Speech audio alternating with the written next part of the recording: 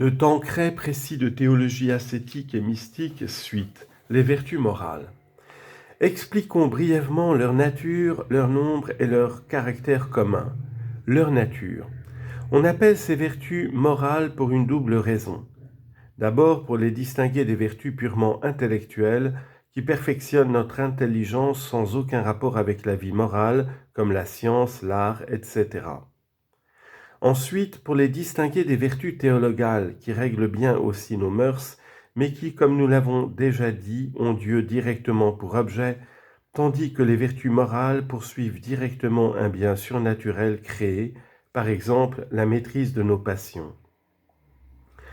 Il ne faut pas oublier cependant que les vertus morales surnaturelles sont vraiment elles aussi une participation à la vie de Dieu et nous préparent à la vision béatifique.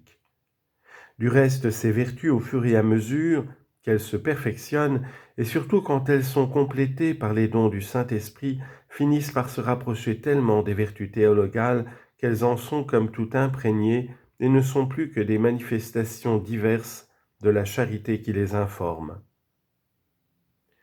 Leur nombre. Les vertus morales, quand on les considère dans leurs diverses ramifications, sont très nombreuses, mais elles se ramènent toutes aux 4 vertus cardinales, ainsi appelées, du mot latin cardines, gonds, parce qu'elles sont pour ainsi dire les 4 gonds sur lesquels s'appuient toutes les autres. Ces 4 vertus répondent en effet à tous les besoins de l'âme et perfectionnent toutes ses facultés morales. Elles répondent à tous les besoins de notre âme. Nous avons besoin tout d'abord de choisir les moyens nécessaires ou utiles à l'obtention de notre fin surnaturelle, c'est le rôle de la prudence. Il faut aussi respecter les droits d'autrui, c'est ce que fait la justice. Pour défendre notre personne et nos biens contre les dangers qui nous menacent, et cela sans peur comme sans violence, nous avons besoin de la force. Pour user des biens de ce monde et des plaisirs sans dépasser la mesure, il nous faut la tempérance. Ainsi donc, la justice règle nos rapports avec le prochain, la force et la tempérance nos rapports avec nous-mêmes, la prudence dirige les 3 autres vertus. Elle perfectionne toutes nos facultés morales. L'intelligence est réglée par la prudence, la volonté par la justice, l'appétit irascible par la force et l'appétit concupiscible par la tempérance. Notons toutefois que, comme l'appétit irascible et concupiscible ne sont susceptibles de moralité que par la volonté, la force et la tempérance résident dans cette faculté supérieure aussi bien que dans les facultés inférieures qui reçoivent leur direction de la volonté. Ajoutons enfin que chacune de ces vertus peut être considérée comme un genre qui contient des parties intégrantes, subjectives ou potentielles. Les parties intégrantes sont des compléments utiles ou nécessaires à la pratique de la vertu, si bien qu'elle ne serait pas parfaite sans ces éléments. Ainsi, la patience et la constance sont des parties intégrantes de la force. Les parties subjectives sont pour ainsi dire les différentes espèces subordonnées à la vertu principale. Ainsi, la sobriété et la chasteté sont des parties subjectives de la tempérance. Les parties potentielles ou annexes ont avec la vertu principale une certaine ressemblance, mais sans atteindre pleinement toutes les conditions de la vertu.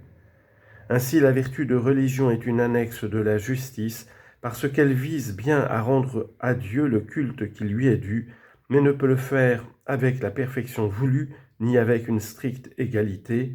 L'obéissance rend aux supérieurs la soumission qui leur est due, mais ici encore, il n'y a pas de droit absolument strict, ni rapport d'égal à égal.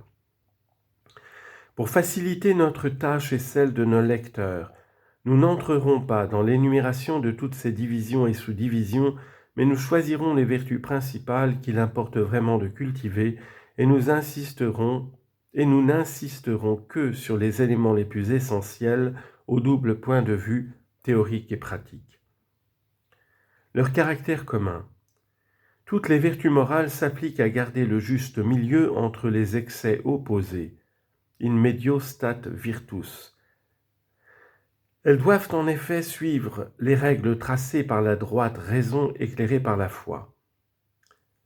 On n'en peut manquer Or, on peut manquer à cette règle en dépassant la mesure ou en restant en deçà. La vertu consistera donc à éviter ces deux excès. Les vertus théologales en soi ne consistent pas dans le juste milieu puisque, comme le dit saint Bernard, la mesure d'aimer Dieu, c'est de l'aimer sans mesure. Mais considérées par rapport à nous, ces vertus doivent tenir compte aussi du juste milieu, ou en d'autres termes, être régies par la prudence qui nous indique en quelles circonstances nous pouvons et devons pratiquer les vertus théologales. C'est elle, par exemple, qui nous montre ce qu'il faut croire et ce qu'il ne faut pas croire, comment il faut éviter à la fois la présomption et le désespoir.